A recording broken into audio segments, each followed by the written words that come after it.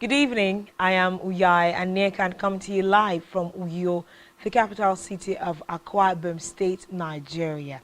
Today on Spotlight Africa, Kenyan leaders commended for agreeing to peace talks.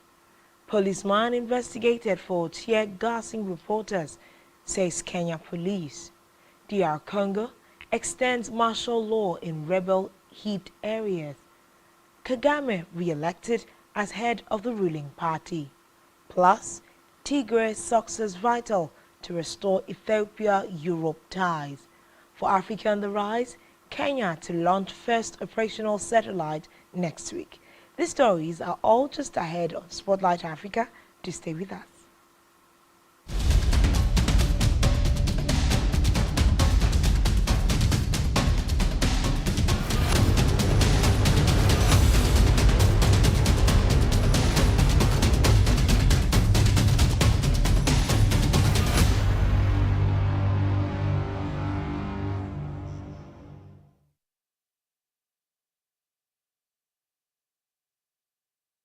Thanks for joining us. First in Spotlight Africa is East African blog iGuard, which has praised Kenyan President William Ruto and opposition leader Raila Odinga for agreeing to hold talks aimed at ending 2 weeks of protest about the cost of living and electoral reforms. Odinga has said that his Azimio la Umoja One Kenya coalition had called off its protest planned for yesterday in response to what he called an olive branch from President Ruto in a Twitter post. IGAD Executive Secretary Wagner Gabiyo said the two leaders' move would help resolve differences on national issues through peaceful means and preserve Kenya's unity and constitutional order. Meanwhile, the cancelled opposition demonstrations would have been the latest in a series of protests held on Mondays and Thursdays. In a related development, charges have been dropped against 4 Kenyan opposition members of parliament a day after the opposition leader Raila Odinga suspended protest and agreed to hold talks with President William Ruto. The 4 were arrested a fortnight ago for unlawful assembly as thousands took to the streets. Odinga had called for protests twice a week after rejecting the outcome of last year's election and criticizing the government's handling of the cost of living crisis. According to reports, there were several clashes between police and young demonstrators. Meanwhile, the rift between Kenya's rival politicians has threatened the stability of the country, and the prospect of dialogue has been widely welcomed. Meanwhile, Kenyan media say the police have opened an internal investigation into a plainclothes officer who appeared to fire tear gas at journalists at point-blank range during last week's anti-government protest. A viral video which appears to show the officer breaking a windscreen and firing tear gas at journalists inside a car drew condemnation from diplomats and politicians. The car was part of a convoy accompanying opposition leader Raila Odinga as he made his way through neighborhoods in Nairobi to rally supporters. Today, the Inspector General of Police Japheth Kume said that all alleged incidents of police misconduct during the protests were being probed. Still in Kenya, where a school in Western Kenya has been closed indefinitely after 2 students died of what is suspected to be a case of suspected food and water poisoning. Public health officials today shut down Mukumu Girls High School in Kagame County after over 100 students were last week hospitalized with abdominal pains and diarrhea. Initial findings indicated the learners may have suffered food or water poisoning. According to reports, samples were collected and sent to the Kenya Medical Research Institute, KEMRI, for analysis. Meanwhile, parents flocked to the school to collect their children after learning of the death of the 2 students. Meanwhile, South Africa's main opposition party, the Democratic Alliance (DA), re-elected John Stein Hussein as its leader as it campaigns to unseat the ruling African National Congress (ANC) in next year's national elections. Stain Hussein garnered 83% of the votes to beat his opponent, former Johannesburg Executive Mayor Mfo Falsi, who only obtained 17%. In his acceptance speech, Stain Hussein said the DA will work with other like-minded parties ahead of the 2024 elections. The re-elected leader took over the reins of the party in November of 2019 following the resignation of the then DA leader Musu Mamene. He will lead the party for the next 3 years. In Rwanda, President Paul Kagame has been re-elected the chairman of the ruling party, Rwandan Patriotic Front, at the party's 16th Congress. Reports say the Rwandan leader got 2,999 votes, accounting for 99.8% of the total votes, while his closest contender, Abdul Karim Harimana, got 3 votes or 0.2%. Kagame, Rwanda's president for 22 years, will now serve another 5 years as head of the Rwandan Patriotic Front, the political party he has led since 1998. In the meantime, United Nations human rights experts have accused senior government officials and military officers in South Sudan of committing serious abuses, including widespread attacks against civilians, killings, and rape. A new report says the state continues to fail in its duty to protect civilians and to ensure accountability for violations. Amongst those recommended for prosecution are the Governor of Unity States, Joseph Montiel, and Lieutenant General Thoy Chani of the South Sudanese military. They are accused of state-sanctioned extrajudicial killings carried out last August. They deny the allegations. Meanwhile, the United Nations report says sexual violence against women and girls remains systematic in South Sudan. Elsewhere, an Ivorian technology entrepreneur and smartphone designer Ellen Capel has won the World Literacy Award 2023. The award recognizes individuals and organizations annually for their outstanding endeavors that promote literacy learning. Capel invented a smartphone that lets people communicate in at least 16 of the languages spoken in Ivory Coast. Last year, he told newsmen that he had made the phone so that people who cannot read and write were able to use smartphones. Speaking at the ceremony at Oxford University in the UK, Capel said he felt honored. In a separate development, aid agency Médecins Sans Frontières says far more humanitarian assistance is urgently needed in the east of the Democratic Republic of Congo. MSF says about 1 million people have been forced to flee their homes in North Kivu province over the last year as a result of violent clashes linked to the M23 rebel group. The medical charity says most of the displaced are living in appalling conditions and its teams are completely overwhelmed with increasing cases of measles and cholera. Meanwhile, several East African countries have deployed troops to eastern Congo in an effort to get the M23 rebels to withdraw. DR Congo has accused the neighboring Rwanda of supporting the rebel group, a claim Kigali denies. In the meantime, the Democratic Republic of Congo has extended the current martial law for the 45th time in the eastern provinces of North Kivu and Ituri, where decades-long rebel insurgency rages on. According to reports, the 15-day extension took effect on Sunday.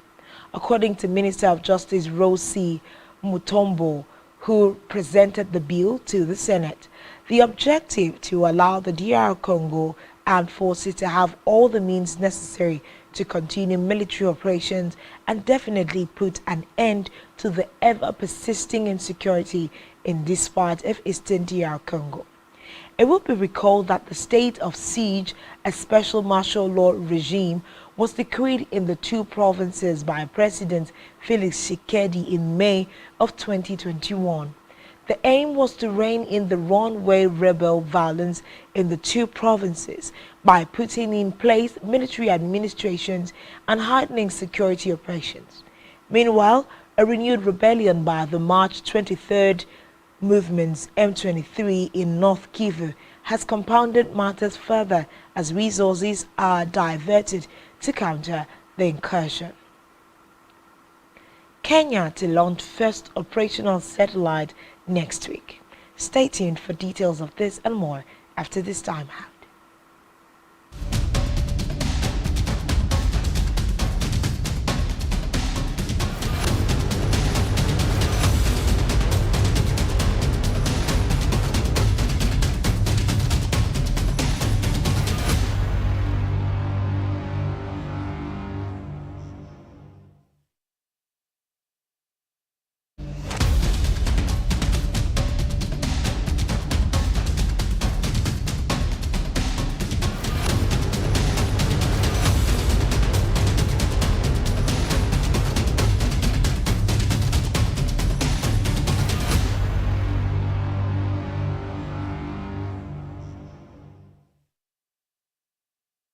Thanks for staying tuned, and now to the rest of the news. The government of South Sudan has dispatched additional 300 soldiers to neighboring Democratic Republic of Congo, DRC, under the banner of a regional bloc. They will be part of the East African Regional Force fighting the M23 rebel group. It brings the total number of South Sudan troops in the country to over 1,000, according to Defense Minister General Cholthon Balak. According to reports, the 300 soldiers will be deployed to Goma, the headquarters of the regional force. They will be replaced after a year. South Sudan is the latest country to join the seven-nation regional force created in June last year to try to stabilize eastern DR Congo. In another development, a Kenyan family has handed over a passport belonging to South Sudan President Salva Kiir, which got lost in a 1993 plane crash. The travel document had been safely kept by the family for 30 years, along with those belonging to other passengers who were on board the plane that crashed in Kenya's northwestern Baringo County. The family in Sawmill Village had also collected President Kiir's amulets from the scene of the accident. South Sudan Presidential Affairs Minister Barnaba Benjamin led a delegation that received Kiir's travel documents and amulets at a ceremony attended by villagers. At the time of the crash, Kiir was the Chief of General Staff of the Sudan's People Liberation Army, SPLA. On board the plane were 5 other people, including the pilot, Kiir's bodyguard, 2 Norwegian medics, and a British national who is said to have died on the spot. Meanwhile, villagers rescued survivors who were trapped in the debris and organized for their transportation to the hospital. As part of its appreciation, the South Sudan's government said it will build a modern hospital in the area, which will be named after President Kiir. The crash site will also be a part of South Sudan's heritage and will be transformed into a tourist attraction. Away from that, French Minister for International Partnerships, Chrysula Zarapoulou, has urged African countries to respect the rights of LGBTQ people. Speaking on Monday at a press briefing in Ghana's capital, Accra, Zarapoulou said protecting LGBTQ rights was a core value and that she would continue to advocate for their rights wherever she goes in Africa. Zarapoulou, who is on a 3-day visit to Ghana, is the latest foreign leader to push for gay rights in Ghana. Recall that last week, U.S. Vice President Kamala Harris, while in Ghana, made similar comments for human rights. Ghanaian lawmakers are currently discussing the promotion of proper human sexual rights and Ghanaian Family Value Bill, which criminalizes advocacy for gay rights and proposes jail terms for those who identify as LGBTQ. President Nana Addo Akufo-Addo last month, said the bill had been modified following his government's intervention. In the meantime, the president of Tunisia, Kais Saied, has used his first public appearance in nearly 2 weeks to criticize opponents who were questioning the state of his health. In a video posted online, the president described speculation that he was ill as utterly crazy and accused the opposition of trying to create a crisis.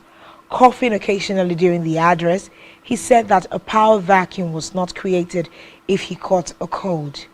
President Saied has ruled by decree since seizing power in 2021 and last year forced through a law giving his office unlimited powers.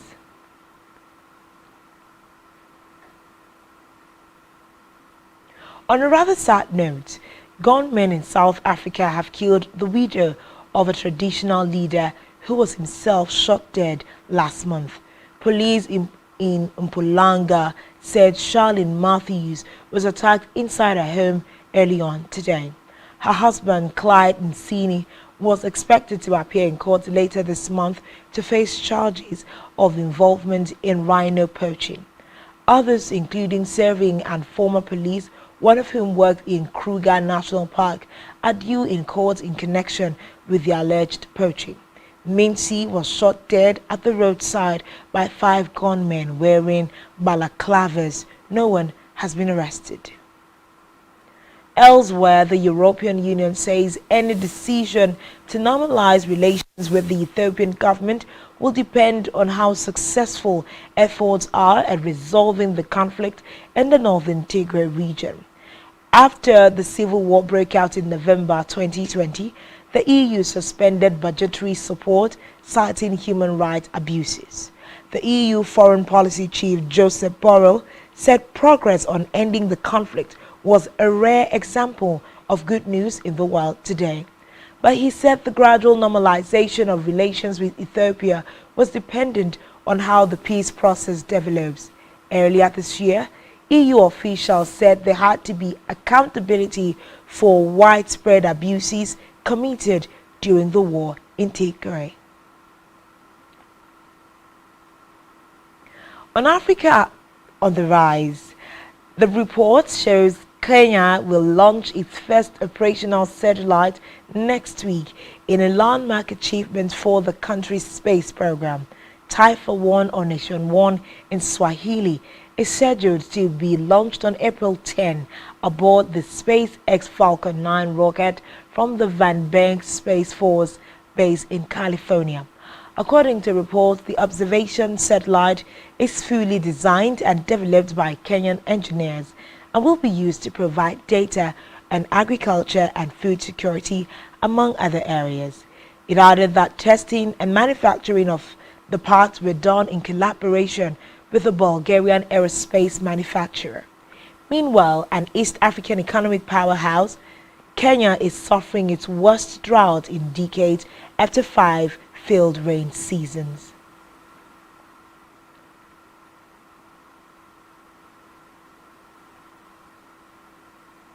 And that's all we have for you at this time. To ensure to follow us on social media and subscribe to our YouTube channel, all of which you can find on our website, spectrumtv.ng. You have been watching Spotlight Africa. I am Uyai Anekan. Thanks for watching. To enjoy the rest of your evening.